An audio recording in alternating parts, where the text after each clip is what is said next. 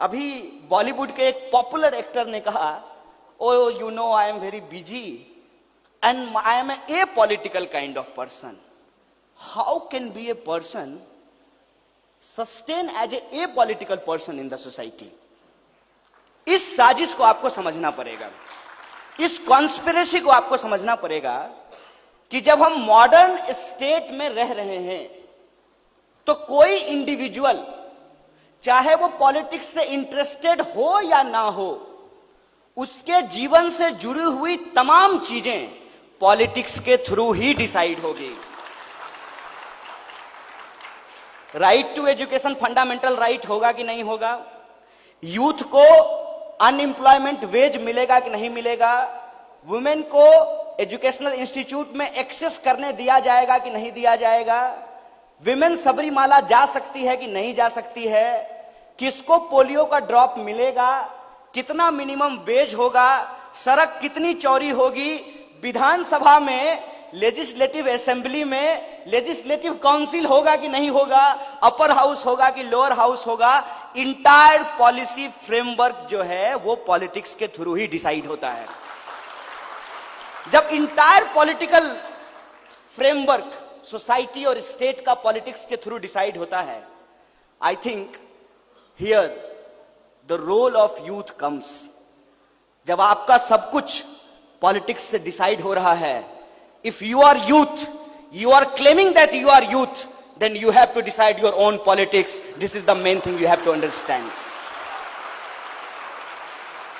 But we have to understand another thing, कि ऐसी कौन सी बात है कि हमको पॉलिटिक्स में जाने से डिस्करेज किया जाता है.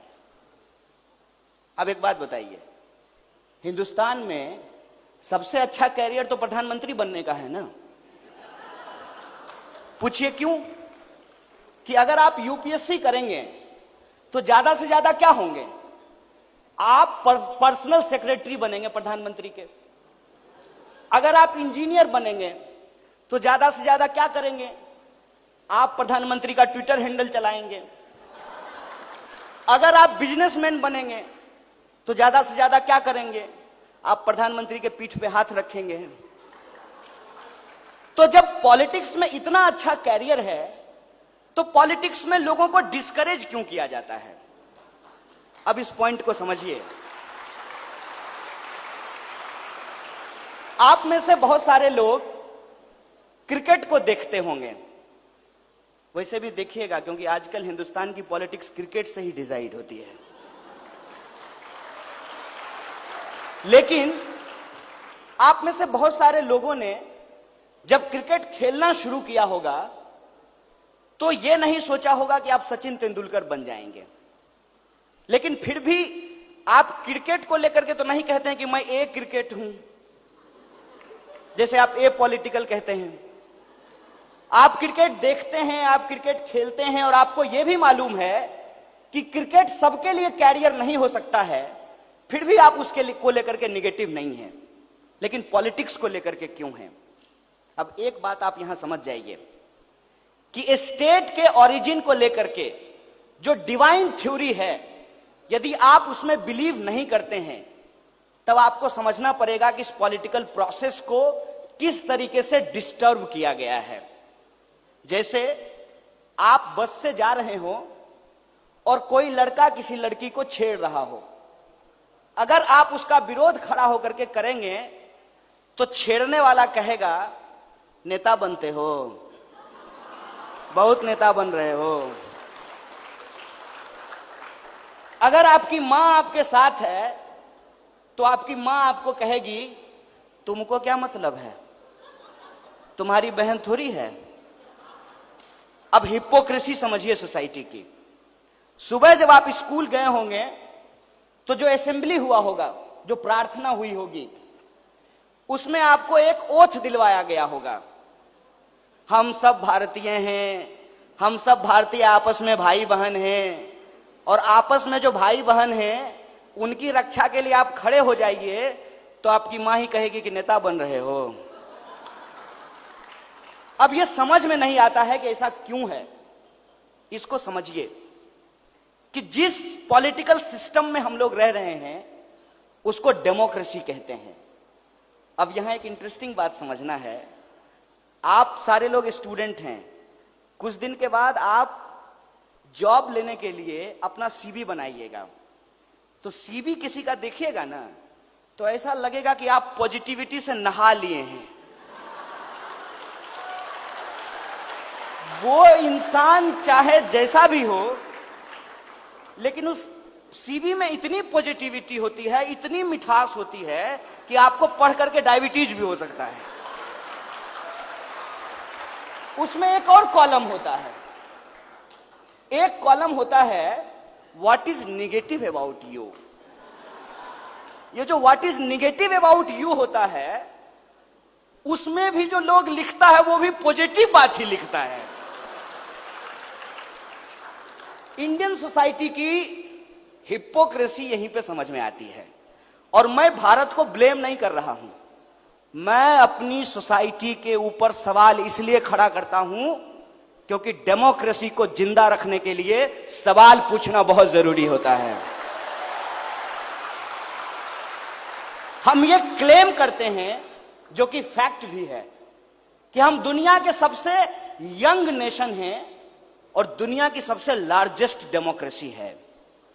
और इस लार्जेस्ट डेमोक्रेसी में जो हमारा इलेक्टोरल प्रोसेस है, ऑल्दो वो इलेक्टोरल प्रोसेस बहुत खतरनाक है, first past the post system.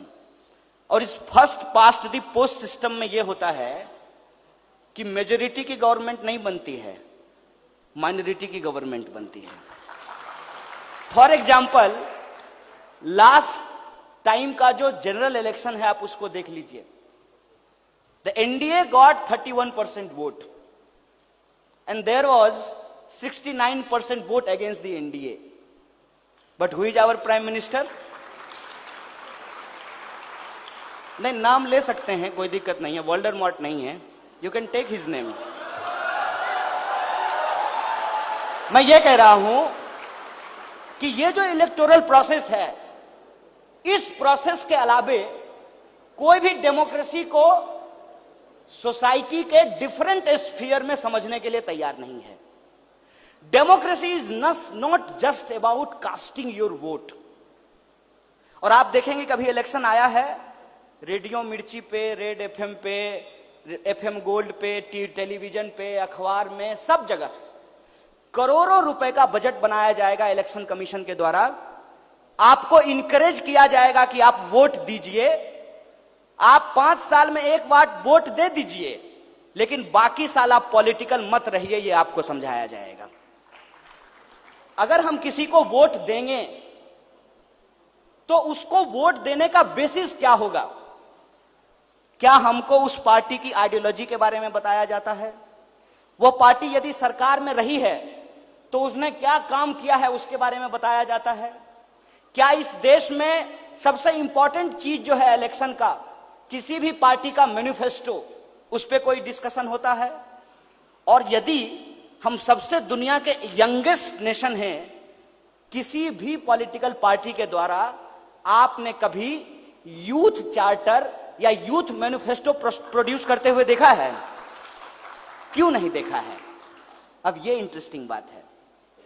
आपको मालूम है कि सचिन तेंदुलकर बहुत अच्छा प्लेयर हैं, लेकिन सचिन तेंदुलकर रिटायर हो गए ना, उनकी जगह पे कौन आए हैं? विराट कोहली। विराट कोहली के चचा तो नहीं है सचिन तेंदुलकर, मौसा भी नहीं है, फूफा भी नहीं है।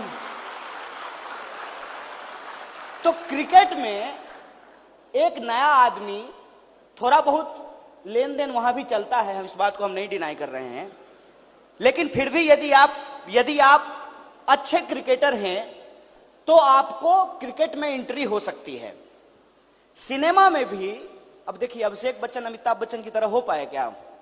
नहीं हो पाए ना। उनसे ज्यादा अच्छा एक्टर कौन हो गया? नवाजुद्दीन सिद्दीकी।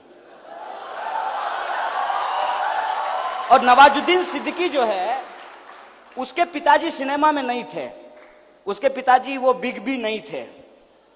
अब पॉइंट ये है कि पॉलिटिक्स में आप में से कोई भी यह बात सोच पाता है क्या कि नए लोगों को एंट्री होगी? इसीलिए पॉलिटिक्स एक ऐसा सिस्टम बन गया है जिसमें आप सिर्फ और सिर्फ वोटर हैं, आप पॉलिसी मेकर नहीं हो सकते हैं। और ये जो पॉलिटिक्स का क्राइसिस है, उसको हमको समझना पड़ेगा कि ये क्यों है।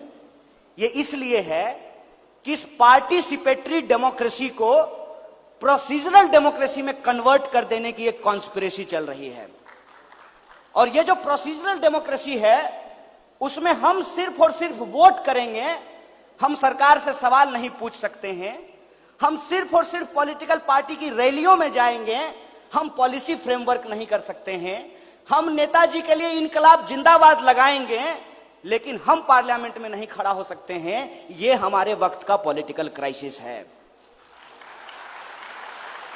सो आई टोल्ड यू कि यूथ होने का क्या मतलब है। यूथ होने का मतलब यह है कि आपको आपके आसपास में जो चीजें घट रही है, उससे आपको फर्क पड़ना चाहिए। और जब आपको फर्क पड़ता है, तो आपको अपने जैसे लोगों से बातचीत करना चाहिए। That is the communication, the basic point of democracy. और दूसरा, जब हमारे जैसे लोग हमको मिलना शुरू हो जाएं, तो हमको उनके साथ कोलैबोरेट करना चाहिए। एंड थर्ड थिंग, कि जितने भी so called quote and quote truth हैं, उस ट्रुथ को हमको चैलेंज करना चाहिए, क्योंकि नॉलेज का मतलब होता है the process of learning and unlearning. Learning और अनलर्निंग का जो ये प्रोसेस है, इस प्रोसेस में आपको समझ में आएगा कि हिंदुस्तान, भारत सिर्फ और सिर्फ दिल्ली में नहीं बसती है, त्रिवेंद्रम में भी है भारत, नॉर्थ ईस्ट में भी है भारत, कश्मीर में भी है भारत, और कन्याकुमारी में भी है भारत। और इस डाइवर्सिटी को आज खत्म करने की कोशिश की जा रही है। इसीलिए यूथ को पॉलिटिक्स में इसलिए आना नहीं चाहिए कि उनका कैरियर बनेगा, इसलिए आना चाहिए कि पॉलिटिक्स में यदि वो वोट दे सकते हैं, तो पॉलिटिक्स में वो सजेशन भी दे सकते हैं, और उनका सजेशन पॉलिटिक्स में सुना जाए, और जो इंटरेस्टेड है पॉलिटिक्स में, उनको पॉलिटिक्स में एंट्री दी जाए। इस तरीके का माहौल हमको पैदा करना पड़ेगा। और आज आपके हाथ में जो एक टूल है कम्युनिकेशन का, मोबाइल, उसमें आपको मिस इंफॉर्मेशन को काउंटर करते हुए, सही इंफॉर्मेशन को आगे बढ़ते हुए, इस नेशन बिल्डिंग के प्रोसेस में डाइवर्सिटी को प्रोटेक्ट करते हुए, हिंदुस्तान के फंडामेंटल राइट को प्रोटेक्ट करते हुए, और इस प्रोटेक्ट करने की जो लड़ाई है, उसके चलते आपको जेल में भी जाना पड़ सकता है, आपके ऊपर गोली भी चल सकती है, आपको मारा भी जा सकता है। लेकिन आप एक बात को सोचिएगा कि अगर भगत सिंह भी जब अपने कॉलेज में थे, तो यही सोचते कि हम अंग्रेज के खिलाफ बोलेंगे तो हम जेल चले जाएंगे, हमको फांसी हो जाएगी, तो भगत सिंह रेवोल्यूशन के लिए नहीं आए होते। और हम तो आपसे रेवोल्यूशन का डिमांड भी नहीं कर रहे हैं, हम तो सिर्फ और सिर्फ आपको अपने कॉन्स्टिट्यूशनल राइट को लेकर के अवेयर होने के लिए, कॉन्स्टिट्यूशनलिज्म को आगे बढ़ाने के लिए, और कॉन्स्टिट्यूशनल फ्रेमवर्क के अंतर्गत डेमोक्रेसी को स्ट्रेंथन करने की बात कर रहे हैं। इसीलिए आप सब लोग इस स्टूडेंट पार्लियामेंट में शामिल हुए हैं। मैं आपका तहे दिल से शुक्रिया अदा करता हूं, और ऑर्गेनाइजर को शुक्रिया कहते हुए अपनी बात को खत्म करता हूं। शुक्रिया, इनकलाब जिंदाबाद। आजादी स्लोगन बता देंगे, लेकिन ये बता दीजिए, ठंडा मतलब क्या होता है? कोका कोला, यही है, यही मिस इंफॉर्मेशन है। और ये मिस इंफॉर्मेशन जो मार्केट का है, वो आपके सोचने की डाइवर्सिटी को खत्म करता है। जो बाहर से आए हैं, त्रिवेंद्रम जाइएगा और वहां रेडी पटरी की दुकान पे पूछिएगा कि आपके यहाँ ठंडा मतलब क्या होता है, तो आपको यहाँ का कोई लोकल पेय पदार्थ पिलाएंगे, आपको पीने की चीज देंगे। हिंदुस्तान में आज की मार्केट इस देश की डाइवर्सिटी को खत्म कर रहा है, और डाइवर्सिटी को खत्म करने का आलम यह है कि जो पॉलिटिकल नारा आजादी के दौरान लगाया गया था, जिसका एक सिग्निफिकेंस था, उस नारे को जब दोबारा हिंदुस्तान में लगाया गया, तो उन नारों को एंटी नेशनल कहा गया। और मजेदार बात यह है कि जब यह नारा पॉपुलर हो गया, तो कांग्रेस भी आजादी का नारा लगा रही है, बीजेपी भी आजादी का नारा लगा रही है, यात्रा.com भी आजादी का नारा लगा रही है। और इंटरेस्टिंग बात मैं आपको बताऊं, अभी एयरटेल ने कहा है कि 350 में लीजिए 1 साल की आजादी। अब आपको तय करना है कि आपको कौन सी आजादी चाहिए। मैं समझता हूं कि आजाद देश में जो हमारे प्रॉब्लम्स हैं, उस प्रॉब्लम्स से हमको आजादी चाहिए। देश से नहीं, देश में आजादी चाहिए। आपको चाहिए कि नहीं चाहिए? तो हमारे साथ आप भी नारा लगाइएगा, अरे हम क्या चाहते हैं, है हक हमारी, है जान से प्यारी, है प्यारी प्यारी, तो गरीबी से, अरे भुखमारी से, सामंतवाद से, तो मनुवाद से, तो पूंजीवाद से हम लड़के लेंगे जो तुम ना दोगे। है हक हमारी, है हक तुम्हारी, सब मिलकर बोलो, तो जोर से बोलो, तो प्यार से बोलो, तो धीरे से बोलो, हौले से बोलो। हम लड़के लेंगे आजाद देश में अशफाक वाली, आजाद वाली, तो भगत सिंह की, अंबेडकर वाली, तो बिरसा वाली, पेरियार वाली, तो फूले वाली, फातिमा वाली, तो मिलकर बोलो, अरे डर गए क्या, तो जोर से बोलो। बहुत बहुत शुक्रिया आप तमाम लोगों का, बहुत बहुत धन्यवाद।